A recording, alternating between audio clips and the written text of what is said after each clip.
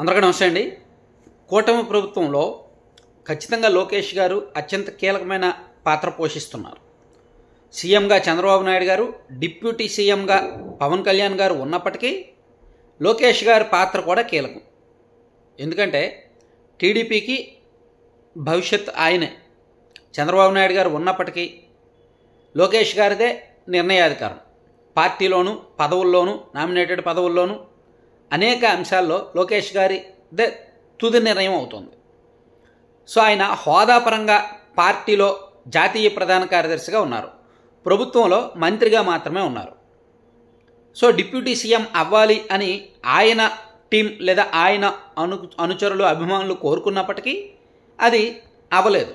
ఏదో ఒక రాయేశారు, తగులుతుందేమో అనుకున్నారు, తగలలేదు. దాంతో ఆ ఇష్యూని పక్కన పెట్టేశారు. సో ఆయన ప్రభుత్వంలో నెంబర్ 2 అవ్వాలి అనుకునేది జరగలేదు. మేబీ ఇంకొక సంవత్సరం తర్వాత 2 సంవత్సరాల తర్వాత మళ్ళీ దాన్ని ఆ సబ్జెక్ట్ తీసుకొచ్చినా తీసుకురావచ్చు, చెప్పలేం.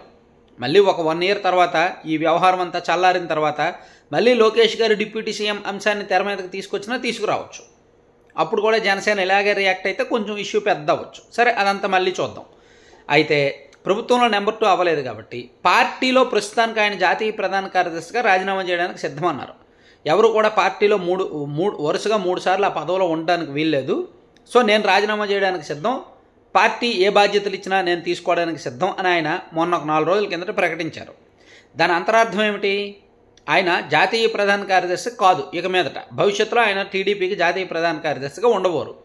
ఏమో కార్యనిర్వాహక అధ్యక్షుడు అవ్వచ్చేమో, లేదా టీడీపీ అధ్యక్షుడిగా అవ్వచ్చేమో, ఏదైనా జరగచ్చు.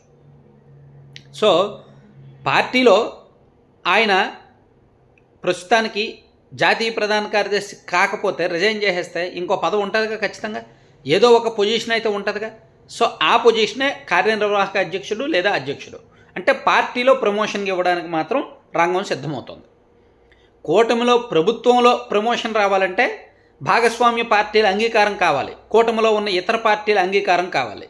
కానీ పార్టీలో ఆయనకు ఎలాగైనా ప్రమోషన్ ఇచ్చుకోవచ్చు. అధ్యక్షుడిగా అయినా ఇచ్చుకోవచ్చు, లేదా కార్యనిర్వాహక అధ్యక్షుడిగా అయినా ఇచ్చుకోవచ్చు, ఇంకా ఏదైనా కొత్త పదవి ఏదైనా ఇచ్చుకోవచ్చు. సో అది ప్రస్తుతానికి జరుగుతోంది. లోకేష్ గారికి పార్టీలో ఏ పదవి ఇచ్చినా క్యాడర్ ఆహ్వానిస్తారు, యాక్సెప్ట్ చేస్తారు. ఎందుకంటే పార్టీ ఇబ్బందుల్లో ఉన్నప్పుడు, పార్టీ కష్టకాలంలో ఉన్నప్పుడు లోకేష్ గారు చాలా కష్టపడ్డారు పార్టీ కోసం. తనను తాను మార్చుకున్నారు. తను ఎన్నో అవమానాలు ఎదుర్కొని, కేసులు ఎదుర్కొని, ఇబ్బందులు పడి, తన కుటుంబ సభ్యులు, తన పుట్టుకు సంబంధించి కూడా దారుణమైన అవమానాలు ఎదుర్కొని, ట్రోల్స్కి గురయ్యి, వ్యక్తిత్వ హననానికి గురయ్యి, అలాగే ఆహార్యం మీద తన బాడీ షేమింగ్, ఇటువంటి తీవ్రమైన విమర్శలు, ఆరోపణలు, ట్రోలింగ్స్ ఎదుర్కొని ఆయన రాటుదేలాడు.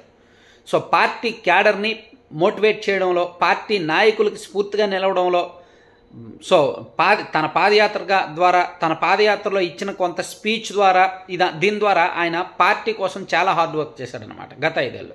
కాబట్టి లోకేష్ గారి విషయంలో పార్టీలో ఎటువంటి అనుమానాలు లేవు. కరుడుగట్టిన టీడీపీ వాళ్ళు ఎవరూ లోకేష్ గారిని ఇంకా అనుమానించరు. ఆయన సమర్థత మీద అనుమానించరు, ఆయన నాయకత్వం మీద అనుమానించరు. ఖచ్చితంగా ఆయన నమ్ముతారు.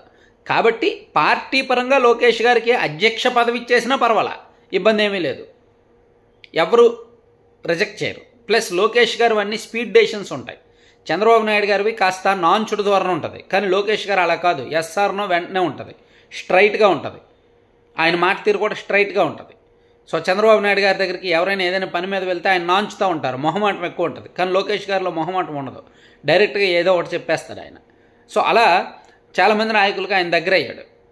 సో పార్టీ మీద పూర్తిగా పట్టు సంపాదించాడు. కాబట్టి లోకేష్ గారికి ఈ విషయంలో అయితే ఇబ్బంది ఏమీ లేదు. పార్టీ పరంగా అయితే ఆయనకు ప్రమోషన్ వచ్చే అవకాశాలు 100% ఉన్నాయి.